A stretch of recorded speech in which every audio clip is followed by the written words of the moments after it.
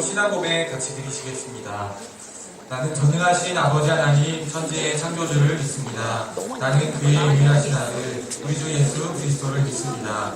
그는 성령으로 잉태되어 동정녀 마리아에게서 나시고 본디오 빌라도에게 고난을 받아 십자가에 못 박혀 죽으시고 장사된 지 사흘 만에 죽은 자 가운데서 다시 살아나셨으며 하늘에 오르시어 전능하신 아버지 하나님 우편에 앉아 계시다가 거기로부터 살아있는 자와 죽은 자를 심판하러 오십니다.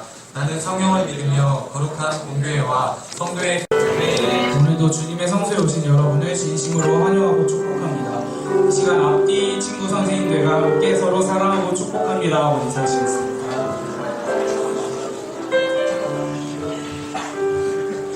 계약한 학교 있나요? 유감이네요. 이제 모두가 계약을 진짜 코앞에 냅두고 계약한 학교들도 있는데 학교 생활하면서 공부 때문에 스트레스 받고 친구 관계 때문에 힘든 게 있을 수도 있지만 그게 사람의 힘으로 해결하는 것이 아니라 주님께 기도하면서 주님의 힘으로 이겨내시는 여러분이 되셨으면 좋겠습니다. 찬양하시겠습니다. 나는 주가 지으신 날 기뻐하고 즐거워하고 나는 주가 지으신 날 기뻐하고 나는 주가 지으신 날 나는 주가 지으신 날 기뻐하고 즐거워하고 나는 주가 지으신 날 기뻐하고 즐거워하고 주를 기뻐하라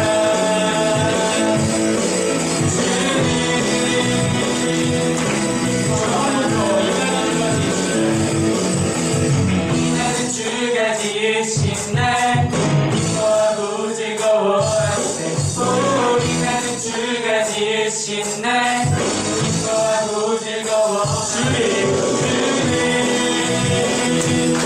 기뻐하라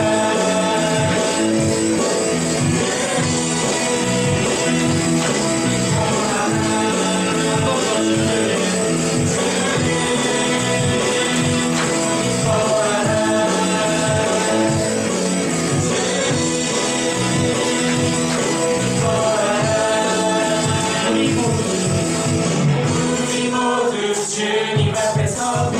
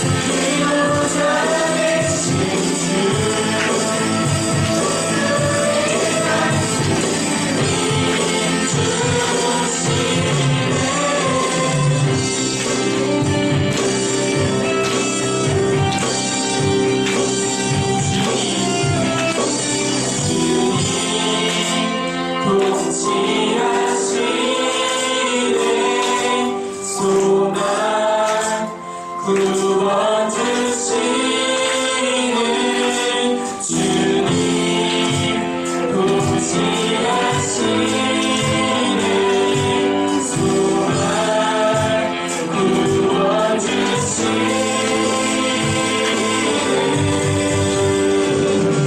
당신은 영원하신 주 내 영원하신 주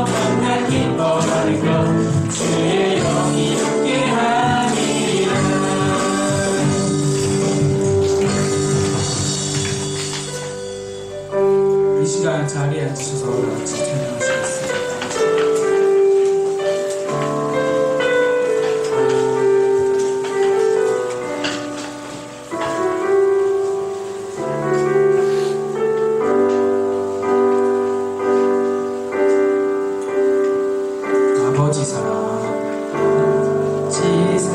내가 노래해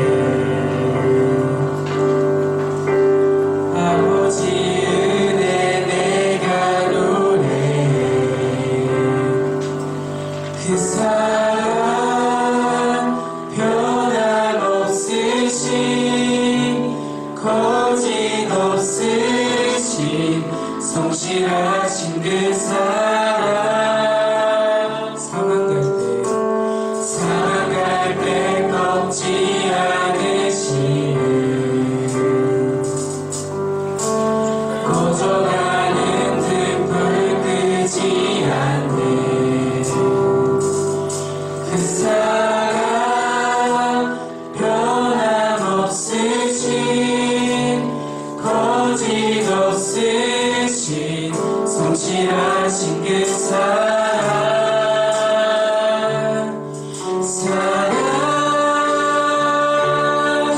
그 사랑 날 위해 죽으신 날 위해 다시 사신 예수 그리스도 다시 오실 그 사랑 죽음도 생명도 천사도 하늘의 어떤 권세도 끊을 수 없는 영원한 그 사랑 예수 아버지 사랑 내가 노래해 아버지 은혜 내가 노래해 그 사랑 변함없으신 거짓 없으신 성실하신 그 사랑할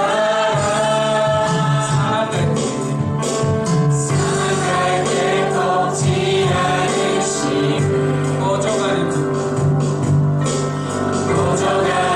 등불 끄지 않는 그 사랑 변함없으신 거짓 없으신 성실하신 그 사랑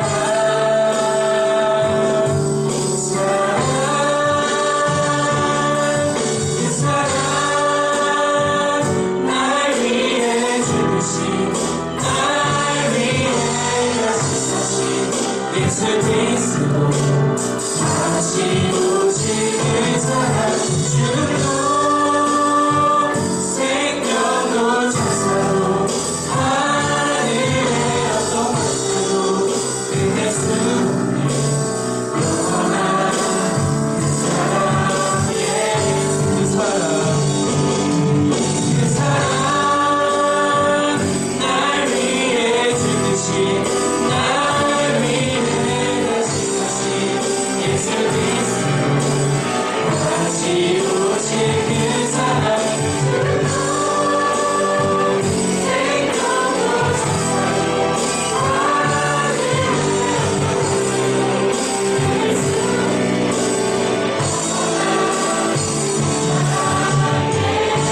이 시간 예배를 위해서 같이 성령 인도하시겠습니다.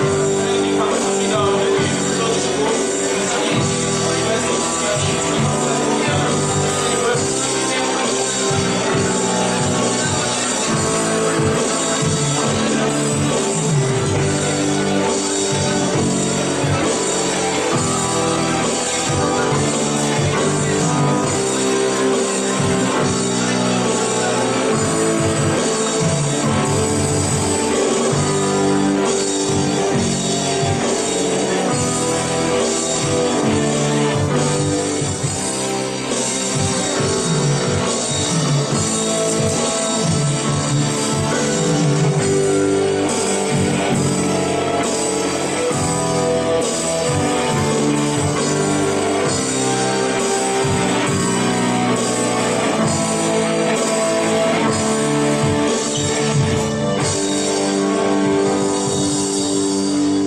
사랑해 주님 감사합니다. 오늘도 예배 불러주시고 함께 예배 드릴 수 있게 해주셔서 감사합니다. 이제 개학 코앞에 두고 있는데 정말 학교 생활 힘들 때 사람의 힘으로 해결하는 것이 아니라 주님의 힘으로 해결할 수 있도록 하여 주시고 항상 언제 어디서나 주님을 찾는 예배자로 살아갈 수 있도록 주님이 인도하여 주세요. 또 단기 선교관 청년부 선생님들 있습니다. 선생님들을 위해서 기도할 수 있는 마음 주시고 건강하게 돌아올 수 있도록 주님께서 인도하여 주세요. 오늘 말씀 듣고 또한 한 주 살아갈 동안 주님 그 말씀 붙들고 살아가기를 원하고 사랑 많으신 예수님의 이름으로 기도드렸습니다.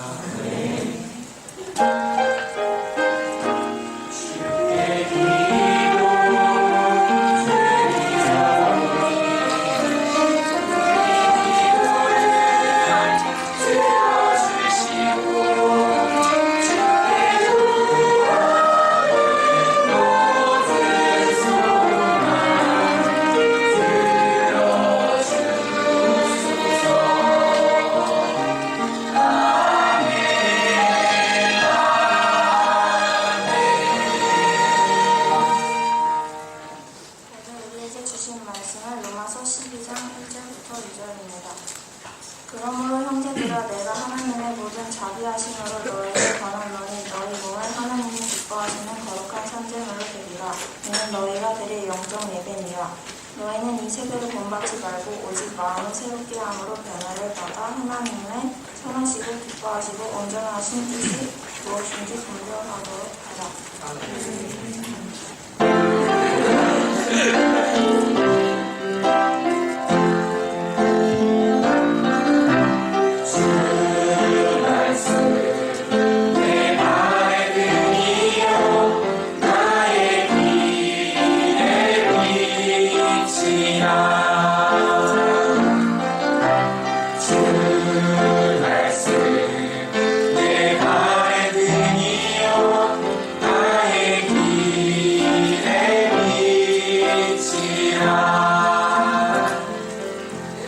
찬양대 나오셔서 귀한 찬양해 주시겠습니다.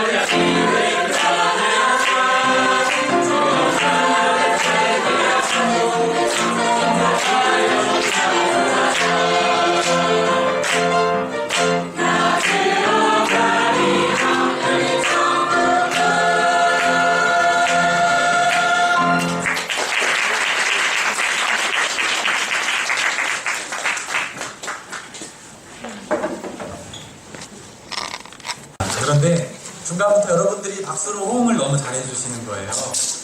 그래서 제가 뒤에서 듣다가 마음이 참 따뜻해졌어요. 아, 우린 이런 공동체지, 이렇게 따뜻한 공동체지, 이런 생각을 하니까 정말 저에게 큰 은혜가 되었습니다. 저희 한 번 더 하나님께 영광의 박수 올려드리시겠습니다.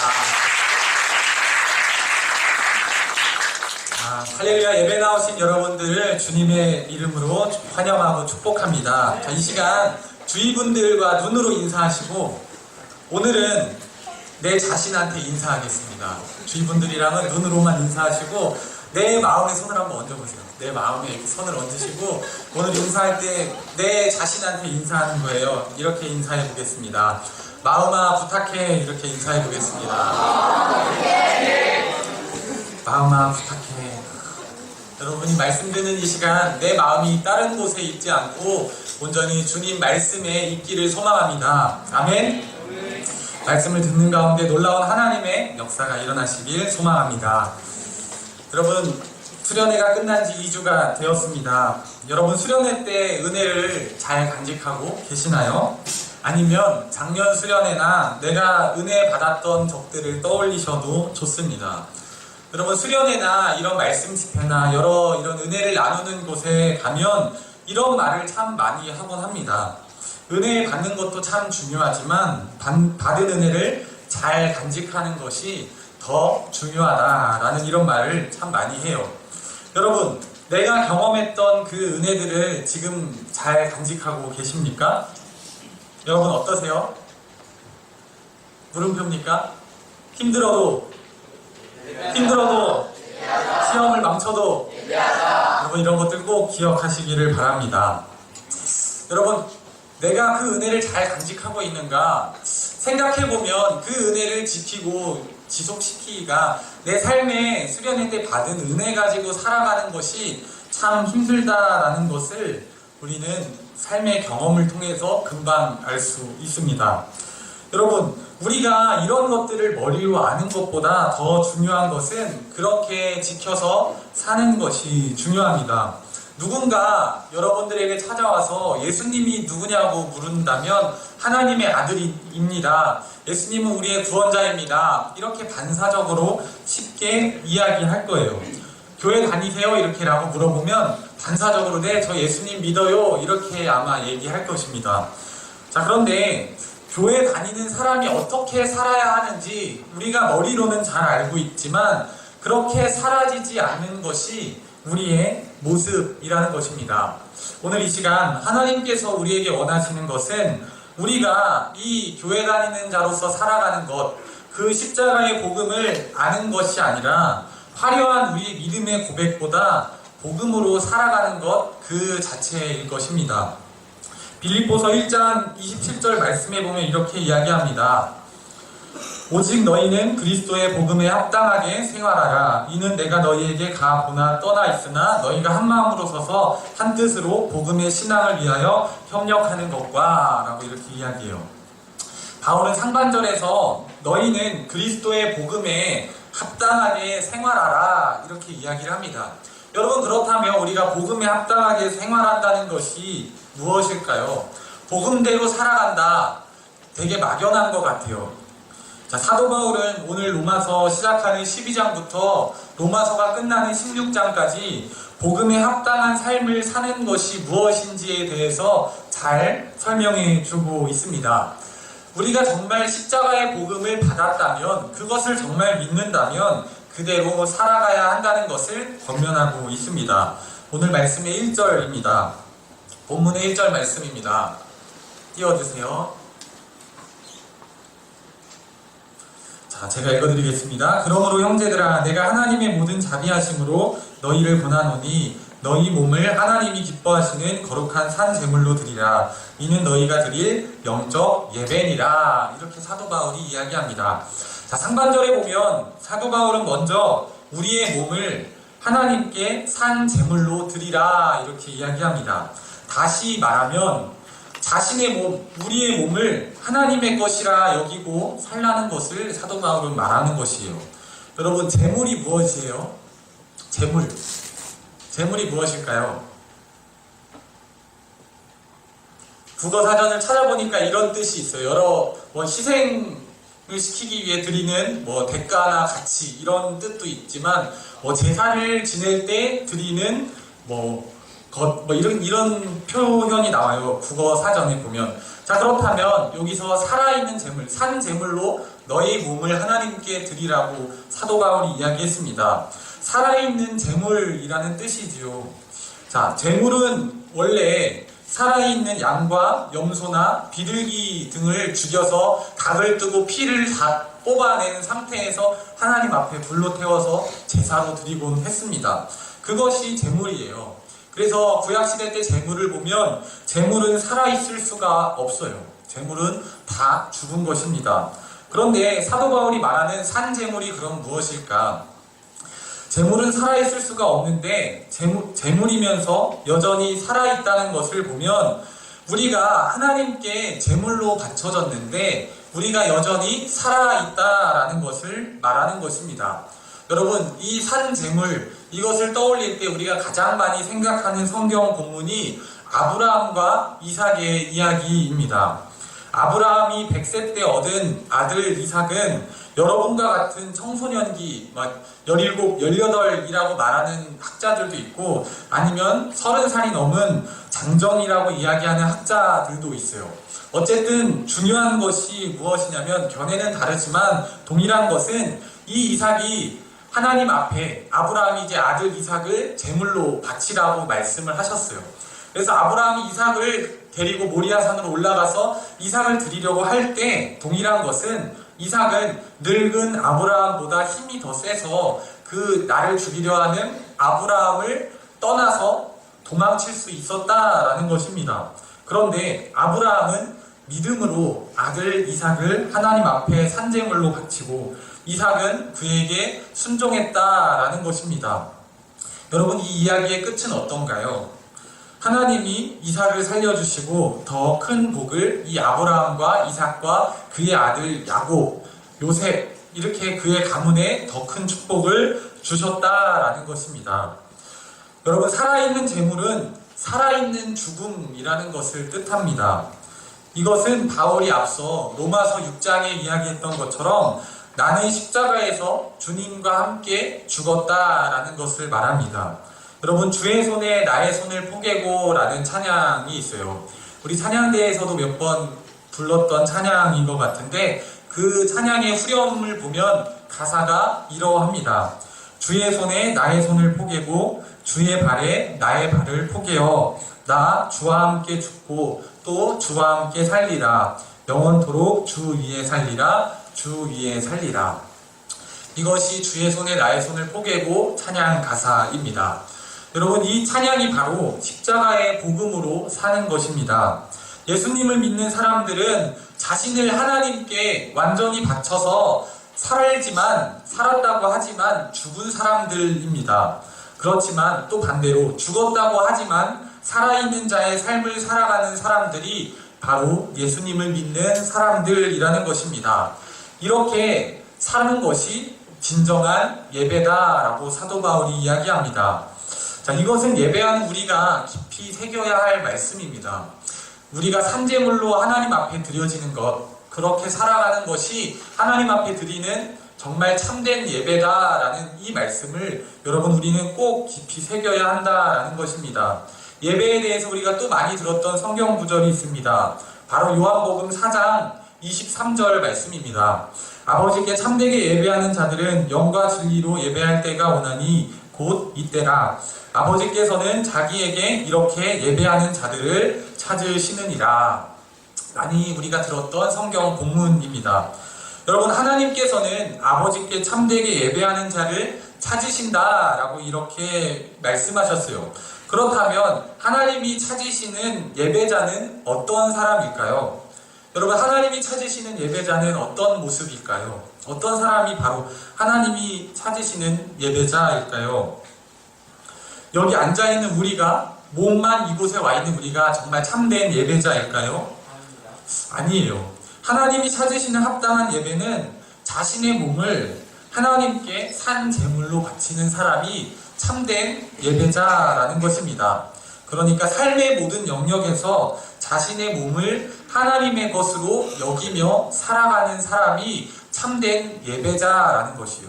내 몸 내 거라고 생각해서 막 함부로 굴리고 맘대로 살아가고 그러는 것이 아니라 내 몸도 하나님의 것이라고 생각하면서 내 사에 하나님 앞에 드리는 것, 모든 시간과 나의 몸을 하나님 앞에 드리는 것이 예배라는 것이요.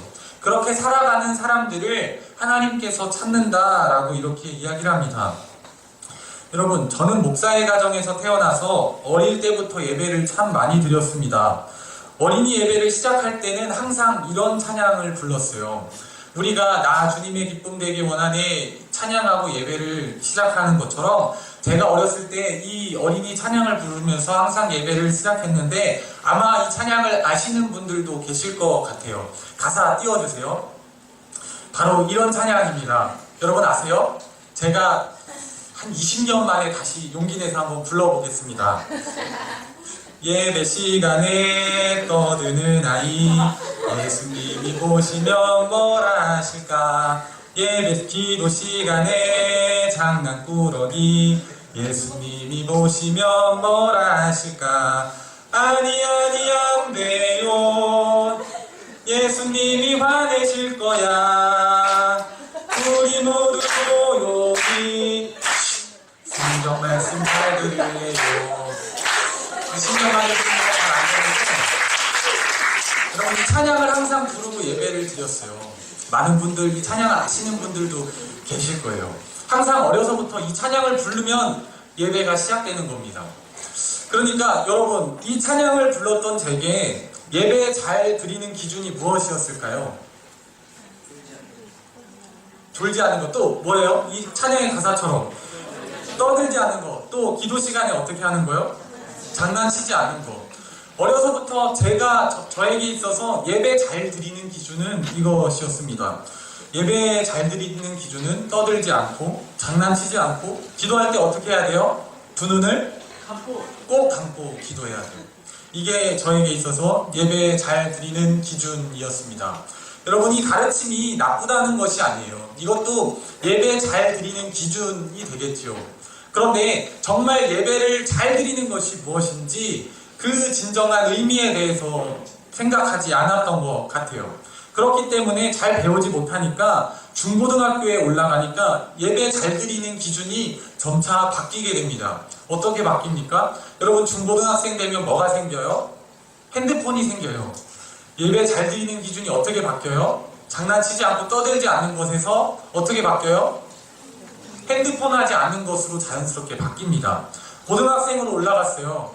야자를 하고 맨날 독서실을 다니고 학원에 다니면 맨날 2시에 자요. 1시, 2시에 자고 6시에 일어나서 학교 갈 준비합니다. 피곤하잖아요. 학교에서 맨날 자고 예배 드릴 때 얼마나 졸음이 쏟아져요. 그쵸? 그러면 예배 잘 드리는 기준이 어떻게 돼요? 졸지 않는 게 돼요. 저에게 있어서 예배는 바로 그런 것이었어요. 어렸을 때는 장난치지 않고 떠들지 않고 기도 시간에 눈을 꼭 감는 것. 중고등학교에 올라가서는 예배 시간에 핸드폰 하지 않는 것, 그리고 말씀 시간에 졸지 않는 것. 이것이 저에게 있어서 예배를 잘 드리는 기준이었습니다. 아마 저처럼 생각하는 분들이 많이 계실지도 모르겠어요. 그런데 여러분, 사도 바울이 이야기하는 것, 우리가 방금 얘기했던 것처럼 예배 시간에 이러이러해야 된다, 핸드폰 하지 말아야 된다, 졸지 말아야 된다, 떠들지 말아야 된다, 이런 것들이 잘 드리는 하나의 기준이 될 수 있지만 더 근본적으로 보면 예배 시간에 예배에 잘 드리는 기준은 우리의 몸을 하나님 앞에 드리는 것이라는 거예요. 정말 우리가 얘기했던 것처럼 생각해 봅시다. 여러분 정말 이곳에 나와서 떠들지 않고 장난치지 않고 기도할 때 눈 잘 감고 핸드폰 하지 않고 졸지 않고 예배를 잘 드렸다고 생각해봐요. 그냥 몸만 그렇게 잘 드렸다고, 그것을 잘 지켰다고 생각해 봅시다. 그리고 나서 돌아서서 더러운 말을 입에 담고 사회관을 나가면서 PC방부터 찾아다니고 세상의 자리 찾아다니고, 여러분 그렇다면 그게 예배를 잘 드리는 것이 될 수 있을까요? 아니라는 거예요. 여러분의 삶이 하나님께 합당하게 드려지는지 우리가 드리는 예배를 우리는 점검할 수 있어야 된다라는 것입니다. 여러분 1절 말씀을 보면 우리의 몸을 하나님께 살아있는 산 제물로 바치라 이렇게 이야기를 합니다. 자, 그런데 이 말씀을 들으면 그렇게 생각하는 사람들이 있어요. 말씀이 너무 가혹하다거나 지나치다고 생각하는 분들이 계실지 모르겠습니다. 사실 저에게도 부담스러운 말씀이에요. 그런데 이 말씀이 말하고자 하는 것이 무엇이냐면 왜 나를 바쳐야 돼? 나를 꼭 왜 하나님 앞에 다 드려야 돼? 이것이 아니라 이 말씀이 말하고자 하는 중심이 무엇이냐면 나를 하나님 앞에 바쳐야 되는가, 바치지 말아야 되는가, 이것에 초점이 있는 것이 아니라 우리 자신을 하나님께 바칠 것인가 아니면 세상에 바칠 것인가 하는 것이에요. 우리 자신을 어디에 바칠 것인가, 이것에 더 포커스가 맞춰져 있다라는 것입니다. 2절 말씀이 그렇습니다. 2절 말씀 띄워주세요. 너희는 이 세대를 본받지 말고 오직 마음을 새롭게 함으로 변화를 받아 하나님의 선하시고 기뻐하시고 온전하신 뜻이 무엇인지 분별하도록 하라. 이렇게 이야기합니다. 자, 상반절을 표준 세번역으로 보면 이렇게 이야기를 해요. 여러분은 이 시대의 풍조를 본받지 말고 라고 이야기합니다. 이 세대의 문화를 본받지 말라라고 이렇게 이야기하는 거예요. 이 말씀이 무엇이냐면 우리는 우리의 몸을 세상에 바치며 살았다라는 것을 말합니다. 그래서 우리의 인생이 어렵습니다. 교회에 가서 예배를 드려도 세상 풍조에 따라서, 세상이 요구하는 문화에 따라서 살아가게 됩니다. 우리의 몸을 하나님이 아니라 세상에 맡기고 사니까 우리의 삶에 문제가 심각한 것입니다. 우리의 몸을 하나님께 바쳐지지 않은 사람은 세상의 요구대로 세상에 바쳐진 삶을 산다는 것을 우리는 분명히 알아야 합니다. 여러분, 세상 풍조가 어떠하냐면 이러합니다. 마태복음 12장 39절 상반절에서 예수님께서 말씀하셨어요. 예수께서 대답하여 이르시되 악하고 음란한 세대가 표적을 구하나 선지자 요나의 표적밖에는 보일 표적이 없느니라. 이렇게 이야기합니다. 여러분, 마귀는 우리가 악하고 음란한 세상 풍조를 따르게 하기 위해서 지금도 역사하고 있습니다. 우리가 보고 듣는 것을 통해서 우리의 마음을 자꾸만 빼앗으려고 합니다. 그렇게 해서 우리를 죄의 종노릇하게 만드는 것이 사탄이 하는 일입니다. 여러분, 어떤가요? 지금 우리가 살아가는 문화는 우리가 조금만 눈을 돌리면 우리를 시각과 우리의 청각을 자극하는 많은 것들이 있어요. 거기에서 우리의 마음이 쉽게 빼앗아지게 되고 때때로 그런 것들에 유혹이 되어서 주의를 잃어버린 채 그것을 따라가는 것이 우리의 모습입니다. 나도 모르는 사이에 이런 것들에 끌려 살다 보면, 죄의 종노릇 하다 보면 그 결과가 무엇이냐면 죄의 삭슨, 사망, 죽음이라고 이야기합니다. 여러분, 오늘 성령님은 죄의 길에서 돌이켜서 우리를 구원의 길로 들어서라고 사도 바울을 통해서 우리에게 말씀하십니다. 하나님께 자신을 바치지 않는 사람은 세상에 자신을 바치고 사는 것입니다. 우리가 이것을 알게 되면 우리의 몸을 거룩한 산 제물로 드리는 것이 우리에게 기쁨이 될 것이고 우리에게 구원이 될 것이고 축복의 메시지라는 것을 우리가 알게 될 것입니다. 자, 이 말씀을 했던, 이 말을 전했던 사도 바울의 삶을 보면 그렇습니다. 사도 바울은 말만 했던 것이 아니라 그가 전한 대로 살았던 사람입니다. 갈라디아서 2장 20절에 보면 그의 고백이 잘 드러나요. 내가 그리스도와 함께 십자가에 못 박혔나니 그런즉 이제는 내가 사는 것이 아니요 오직 내 안에 그리스도께서 사시는 것이라. 이제 내가 육체 가운데 사는 것은 나를 사랑하사 나를 위하여 자기 자신을 버리신 하나님의 아들을 믿는 믿음 안에서 사는 것이라. 이렇게 고백합니다. 이것이 사도 바울의 중심이었고 이 고백을 가지고 사도 바울은 죽음을 무릅쓰고 계속해서 복음을 전하는 삶을 살았다라는 것입니다. 바울이 왜 그렇게 살 수 있었을까요? 그렇게 살아보니까 이것이 축복임을 깨닫게 되었고, 그러니까 이 말씀을 붙들고 살아갔다라는 것입니다. 여러분, 의무적으로 그렇게 산 것이 아니에요. 왜냐하면 나를 사랑해 주신 하나님의 사랑이 느껴졌기 때문에. 그 바울이 전했던 자신의 동족이었던 유대인들 또한 이 같은 사랑으로 구원받기를 원하는 마음에 사도 바울은 그 사랑에 못 이겨서 복음을 전하며 다녔다라는 것입니다. 여러분, 이 사랑이 우리에게도 필요합니다. 어제 초등부 윤성희 전도사님이 결혼을 하셨어요. 저보다 나이도 어리고 어렸을 때 저보다 키도 작았습니다. 군대에서 만났을 때 저보다 낮은 위치에 있었는데 어느새 모든 걸 저를 따라잡았어요. 부러웠습니다. 여러분, 결혼식에 모인 사람들은 어떤 마음을 가지고 결혼식에 모일까요? 축하하려는 마음을 가지고 모이죠. 아니세요, 여러분? 결혼 갈 때 어떤 마음을 가지고 가세요? 그래, 어디 잘 사나 보자 이러고 가세요? 기쁘고 축하하려고 가잖아요. 그쵸? 자, 결혼식에 모인 사람들은 모두가 기뻐하고 축하하는 사람들입니다.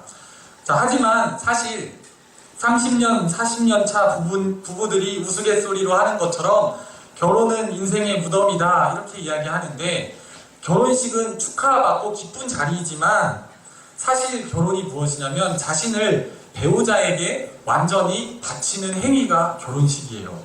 여러분, 동의하세요? 결혼 서약이 그러합니다. 비가 오나 눈이 오나 검은 머리가 팥뿌리처럼 될 때까지 평생 한 사람만을 사랑할 것을 모든 사람들 앞과 하나님 앞에서 서약해요. 그것이 결혼 서약입니다. 여러분, 이 배우자를 진정으로 사랑하지 않는다면 참 무모한 일일 거예요. 어리석은 일일 것입니다. 왜냐하면 내 인생을 어떻게 한 사람한테 바쳐요. 나 하고 싶은 것도 많고 내가 살아가고 싶은 것도 많은데, 여러분, 결혼한 사람들 많은 조언을 들어보면 이래요. 하고 싶은 거, 사고 싶은 거 있으면 결혼하기 전에 다 사래요. 결혼하면 마음대로 못한대요. 그러니까 지금 할 수 있는 거 다 하면서 살래요. 여러분, 결혼하면 나 자신을 배우자한테 다 바치는 겁니다. 그런데 왜 그런 무모한 일을 할까요? 사람들이 사랑하기 때문에 그 모든 것을 감내합니다. 부부는 서로 사랑하기 때문에 내가 하고 싶은 것들을 포기하고 그 기쁨으로 그 배우자와 함께 한다라는 것입니다. 그래서 그곳에 모인 사람들 또한 이것들을 알지만 서로 기쁨으로 축하해 주는 것입니다.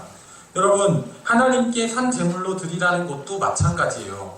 우리 안에 하나님에 대한 사랑이 없다면 우리가 그렇게 사는 것이 어리석고 무모한 것이 되는 것입니다. 내가 하나님을 사랑하지 않는다면 우리의 몸을 하나님 앞에 산 제물로 드리라라는 이 말씀이 부담스러운 말씀으로 다가옵니다. 축복이지만 권면처럼 우리에게 들리지 않습니다. 그래서 우리가 이 말씀처럼 살아가려면 우리 안에 하나님을 사랑하는 그 사랑의 마음이 일어나야 한다라는 것입니다. 그래서 사도 바울이 2절 말씀에 보면 중반절부터 이렇게 이야기를 합니다. 2절 말씀 띄워주세요. 자, 마음을 새롭게 함으로 변화를 받으라, 이렇게 이야기를 하는 것이에요. 여러분들 중에 저는 아직 마음의 준비가 안 됐어요, 내 몸을 하나님께 산제물로 드린다는 것이 이해가 안 될 뿐더러 기쁨이고 구원이라는 것이 믿어지지가 않아요, 이렇게 생각하는 사람들이 있을지 모르겠습니다. 하지만 여러분, 괜찮습니다. 그것 때문에 왜 나는 이게 믿어지지 않지? 왜 나는 이게 축복처럼 들리지 않지? 이런 생각을 하면서 낙심하거나 죄책감에 사로잡힐 필요가 없습니다. 다만 이 마음 때문에 말씀을 외면하지는 말아야 합니다. 아직까지 우리 마음에 변화가 없을지라도 우리 몸을 하나님께 산 제물로 드린다는 것이 기쁨이고 행복이고 구원이라고 여겨질 때가 올 것이라는 것을 우리는 날마다 기대하면서 살아가야 한다라는 것입니다.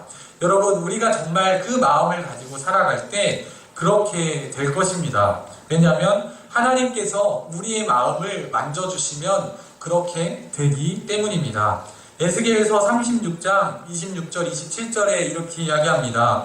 또 새 영을 너희 속에 두고 새 마음을 너희에게 주되 너희 육신에서 굳은 마음을 제거하고 부드러운 마음을 줄 것이며 또 내 영을 너희 속에 두어 너희로 내 율례를 행하게 하리니 너희가 내 규례를 지켜 행할지라, 이렇게 이야기합니다. 성령님을 우리 마음 가운데 보내주셔서 우리 속에 굳은 마음을 제거하고 부드러운 마음을 주실 것이다 라고 주님께서는 말씀하셨어요. 그래서 사도 바울이 마음을 새롭게 함으로 변화를 받으라 라고 말하는 것입니다. 하나님이 우리에게 변화를 주실 테니 그 변화를 믿음으로 받아들이라 라고 말씀하고 계신 것입니다. 여러분, 말씀을 정리합니다. 하나님은 우리의 마음을 바꿔주시는 분이십니다.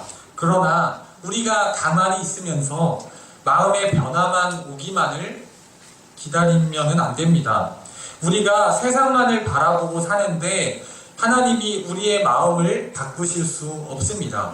여기서는 반드시 우리가 해야 할 일이 있습니다. 그것이 무엇이냐면 우리가 하나님께 우리의 마음을 여는 것입니다. 예수님을 우리 마음속에 영접하고 성령님이 우리 마음의 주인이심을 진짜 믿고 고백하는 것이 필요하다라는 것입니다. 성경 한 절 보고 말씀을 마치겠습니다. 요한계시록 3장 20절에 보면 이렇게 말합니다. 볼지어다 내가 문 밖에 서서 두드리노니 누구든지 내 음성을 듣고 문을 열면 내가 그에게로 들어가 그와 더불어 먹고 그는 나와 더불어 먹으리라. 이렇게 이야기합니다. 문은 주님이 열어주시지 않습니다. 우리가 열어야 합니다. 주님께 마음의 문을 활짝 열었는지 아직 열지 않았는지는 우리 스스로가 잘 압니다. 그렇기 때문에 우리는 성령님이 내 마음속에 함께하여 달라고 날마다 기도해야 한다라는 것입니다. 여러분, 주님이 우리의 마음을 바꾸십니다. 우리는 그것을 경험해야 합니다. 그때 비로소 내 몸을 하나님께 산 제물로 바치는 것이 내가 살 길이구나 라는 것에 눈이 뜨여질 것입니다. 그 다음에는 주님께서 우리의 삶을 이끌어 주실 것입니다. 여러분, 이 말씀이 여러분들 마음속에 떨어져서 한 주간 그리고 한 해 동안 그리고 앞으로 살아가면서 열매 맺어서 말씀처럼 사시는 여러분들이 되시기를 주님의 이름으로 축복합니다. 같이 기도하시겠습니다. 사랑의 하나님, 감사합니다. 오늘 진정한 예배가 무엇인지에 대해서 함께 말씀을 나눴습니다. 우리의 삶을 하나님 앞에 드린다는 것이 아직은 잘 이해가 되지 않지만 우리 안에 하나님을 사랑하는 마음이 없는 것 같지만 우리가 그럼에도 불구하고 주님께 기도함으로 나아갑니다. 성령님, 우리 마음속에 찾아와 주셔서 우리가 하나님을 사랑할 수 있는 마음을 주시고 우리가 하나님 앞에 산 제물로 드린다는 것이 우리에게 기쁨이고 축복이라는 것을 깨달을 수 있도록 우리 삶의 자리 가운데 동행하여 주시옵소서.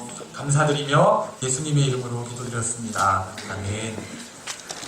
찬양하시면서 준비하신 예물 드리시겠습니다.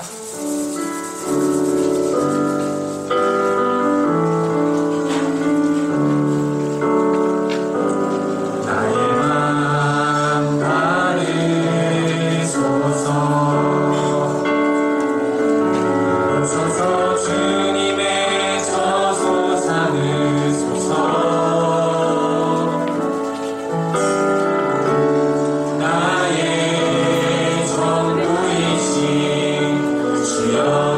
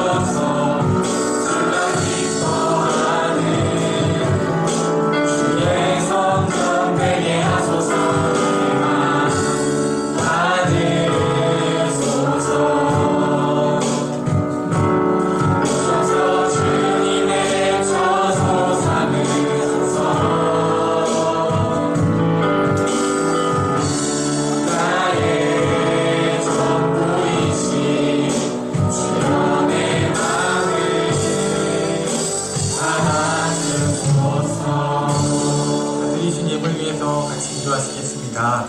사랑의 하나님 감사합니다. 한 주간 삶 속에서 우리에게 은혜를 주시고 주님을 기억할 수 있는 마음을 주시고 다시금 주님의 인도하심 따라 교회에 모여 주님 예배할 수 있도록 건강한 몸과 마음 주심에 감사합니다. 하나님 이 모든 것에 감사하여서 우리가 마음으로 주님께 찬양하고 귀한 손길로 예물 드립니다. 하나님 작은 예물이지만 이 예물이 쓰이는 곳에 주님의 큰 사랑이 더해질 수 있도록 성령님 예물 가운데 함께하여 주시고 드려진 우리의 마음과 손길을 보시고 우리 돌아가는 우리 삶의 자리 가운데 우리 삶이 부끄럽지 않도록 주님께서 인도하여 주시옵소서. 감사드리며 예수님의 이름으로 기도드렸습니다. 아멘. 자, 모두 자리에서 일어나셔서 파송의 선포 같이 하시겠습니다.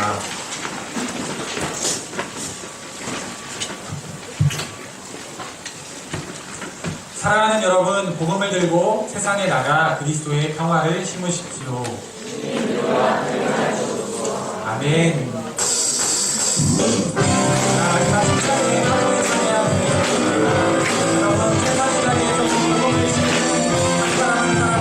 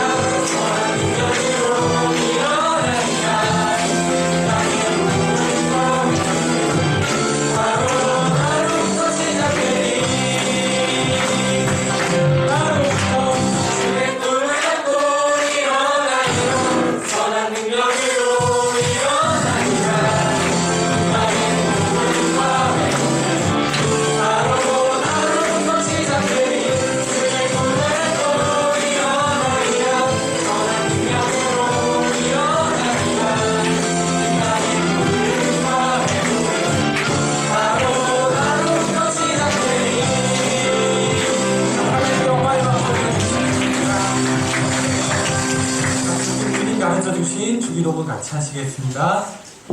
하늘에 계신 우리 아버지, 아버지의 이름을 거룩하게 하시며 아버지의 나라가 오게 하시며 아버지의 뜻이 하늘에서와 같이 땅에서도 이루어지게 하소서. 오늘 우리에게 일용할 양식을 주시고 우리가 우리에게 잘못한 사람을 용서하여 준 것 같이 우리 죄를 용서하여 주시고 우리를 시험에 빠지지 않게 하시고 악에서 구하소서. 나라와 권능과 영광이 영원히 아버지의 것입니다. 아멘.